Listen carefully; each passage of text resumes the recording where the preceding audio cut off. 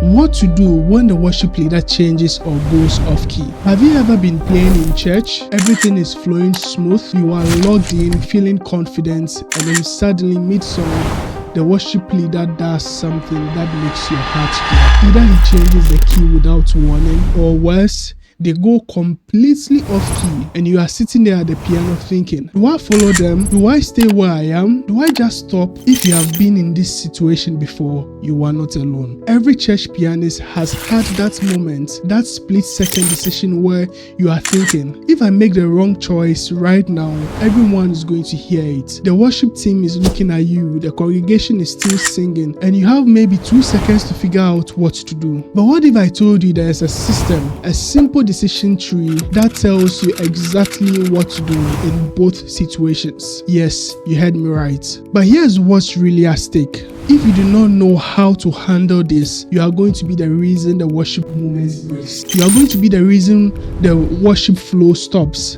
And you are also going to be the reason why the atmosphere drops and the worship leader would lose confidence in you. But if you know what to do, you become the safety net, the anchor, the one person the worship leader can trust to follow them anywhere, even when they make mistakes. In this video, I'm going to show you 3 techniques. Technique number 1, the anchor method. This is very simple and very easy to master. Technique number 2, the hum and find method. This method is actually faster than technique number 1. And technique number 3, the interval identification method. This one is very fast and so simple to understand. By the end of this video, you will never have a panic moment again. You will know exactly what to do every single time. You will be the pianist every worship leader wants on their team. So if this sounds good to you, do me a favor real quick, hit that like button right now because the algorithm only shows this video to more church pianists if you engage with it, and this is definitely going to help someone out there who needs this video. And if you haven't subscribed yet, what are you waiting for? I drop videos like this every week showing you exactly how to be a confident church pianist. Alright, let's go. Before we jump into this technique, I need to tell you a story because this happened to me 6 years ago and I still remember it like it was yesterday. It was Christmas Eve service, packed house, maybe 800 people. We were in the middle of Silent Nights, you know, the most peaceful, beautiful song in the world. And our worship leader just out of the bloom goes sharp, like noticeably sharp. I sat there like froze. I just stopped playing. Complete silence from the piano for like a full 4 seconds. The worship leader was singing off key, off key, and I'm there, I'm not playing anything. The congregation doesn't know what to do, and I'm still sitting there thinking, do I follow her? Do I stay where I was? What should I do? By the time I made a decision, the moment was already ruined. That moment right there, that's when I realized I need to know what to do. I can't just freeze, I can't just hope. I needed a system, and that's what I'm going to give you today. 3 technique I have learned over the years so you never have that moment. Now real quick, drop a comment and tell me, has this ever happened to you? Have you ever had a worship leader go off key and you didn't know what to do? Just drop a yes or tell me your story. I really want to hear, because here's the thing, it doesn't just happen to beginners. I have talked to some pianists who have been playing for like 10 years, 15 years, even 20 years, and still they do panic when they fall into the same situation, because nobody really teaches you the decision making process. They teach you the chords, they teach you progressions, and then when the worship leader goes off, you do not really know what to do exactly. That's what we're going to fix right now. Let's start with the first technique, and this technique is very simple, the anchor method. So if you've been playing the piano for less than a year, or if you are still not super confident with chord changes, this technique is definitely for you. And here's what I love about it. You don't need music theory, you don't need perfect speech, you don't even need to know what key you are in. You just need to know how to test notes. As simple as that. Let me show you what I mean. So here's the actual technique. I want you to comment anchor method if you are going to try this Sunday. Step 1. Keep playing the root notes of the original key with your left hand. Just that one note. Don't stop. Don't create silence. Just anchor there with a simple rhythm, whole notes, quarter note, whatever fits the song. Step 2. With your right hand, test the root note directly above or directly below that root, and then try one half step up. Play it. Does it sound consonant? Like, does it match what the singer is doing? If the answer is no, try a half step down. Still no, then try a whole step up, then a whole step down. Step 3. The second it sounds right, like you feel like what you are playing is matching with what the singer is doing, that's your new root. You have to lock into that key and then play. As simple as that. Now here's why it works.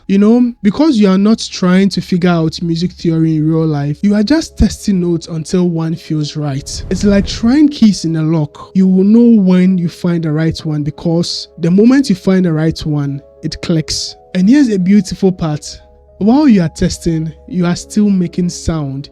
Your left hand is anchored on the old roots, giving you a foundation, so there's no awkward silence. Most worship leader off-key moments are only a half step or a whole step away from the original key anyway, so you usually find it in like 2 or 3 tries. That's maybe 3 seconds max. Have you seen how simple this is? Now comment below. Does this seem too simple, or am I overthinking key changes? I need to know what you think. Okay, that's the first technique. It's solid, practical, works every time. But if you've been playing for a year or more and you can hold a tune when you sing, there's a technique that's even faster, and it uses something you already do naturally but probably never thought to apply it. Technique number 2, the hum and find method. So here's what intermediate players do that drives me crazy. They try to figure out the new key using only their instrument.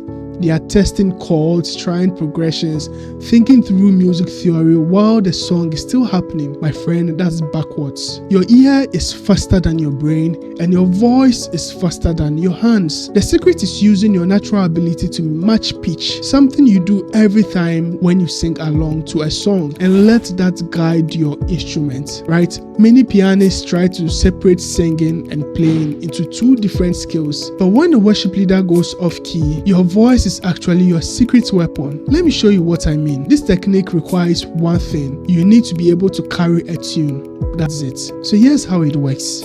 Step 1. The second everything sounds wrong, play softer, but don't stop. Turn your volume down or play quieter. You are creating a safety net. Keep playing the root note of whatever chord you are in. Simple, quiet, non-distracting. Step 2. While you are playing that note, hum along. Hum along with what the worship leader is singing. Quietly under your breath. Match the pitch they are singing. Your voice will naturally find it, because that's what the voice does. They match pitch very easily. Step 3. The note you are humming, try to find it on a keyboard. Hunt for it. Test note until you hit the note that matches what you are humming. When you find it, you will definitely know it because it sounds consonant. It agrees. What you will be humming and what you will be singing will be in agreement.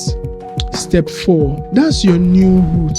Just play that note until you are confident enough to add full chords. Now here's why this is genius.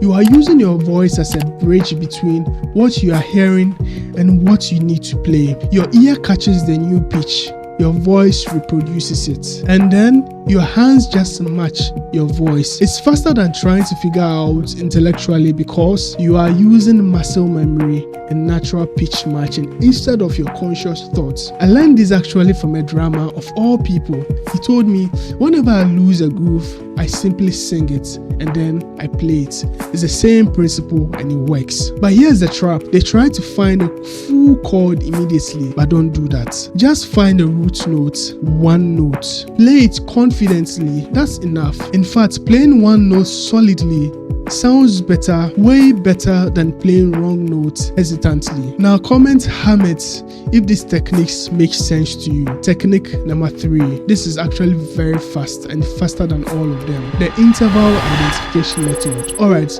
so that's 2 solid techniques, but there's another technique that requires actual music theory knowledge. And honestly, once you develop this skill, worship leaders going off key will never be scary anymore. It starts becoming fun actually. The requirements. But this one is not for everyone. This technique is for people who know their intervals. So if you don't know your intervals, you don't know what perfect fourth or major third is, you can skip this part and stick with the intermediate technique. There's no shame in that. But if you do know your interval, like you can hear two notes, identify the relationship between them, this is about to change your life. And drop a comment. Do you know your intervals? Because if enough people say no, I will make a full video on intervals for worship musicians. Here's why this technique is so powerful. You don't need to hear the root notes specifically to know where the worship leader went. You can hear any notes in a melody and reverse engineer the key from there. So let me break it down. Step 1. Listen for any note the worship leader is singing. Literally any notes in a melody. This could be the root, it could be the third, it could be the fifth. It doesn't really matter. Step 2. Identify the scale degree of that note. This is where interval knowledge comes in. You would ask yourself, these notes, is it the first? Is it the fourth? Is it the fifth? If you know your intervals and you know your diatonic scales, this is actually very simple to do. You will figure this out in a couple of seconds. Step 3. Find that note on the keyboard. Hit the note on the keyboard that matches what you are hearing. Step 4. Use your interval knowledge to calculate back to the root.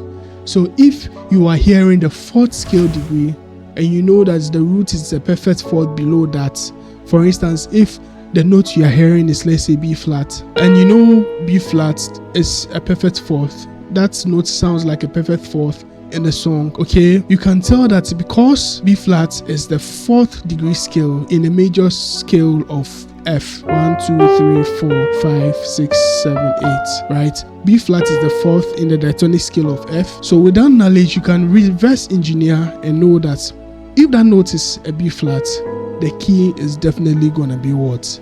An F. Then step 5, you jump to that root note and lock in. You have found where they went. Now, I know this sounds a bit complicated written out, but in practice, it happens fast. Your ear recognizes the interval, your brain calculates, and your hands move, all in the span of like 2 seconds. Here's the secret. The more you practice identifying intervals, the faster this becomes. Eventually, it's not even conscious thought anymore. Your ear just knows. And the beautiful part about this technique is it works with any note. The worship leader could be singing the second, the fourth, the seventh, the third. It doesn't really matter. As long as you can hear the interval relationship, you can find where they went. Now, I'm not going to lie. This takes work to develop. You need to drill intervals. You need to practice identifying scale degrees by ear. But once you have this skill, worship leaders going off key becomes trivial. You will catch it faster than most of your bandmates. Remember that Christmas Eve disaster I told you about at the beginning? The one where I completely froze and stopped playing in front of like 800 people. Yeah. So after that, I was honestly traumatized. I avoided playing for big services like for 2 months because I was so terrified of it happening again.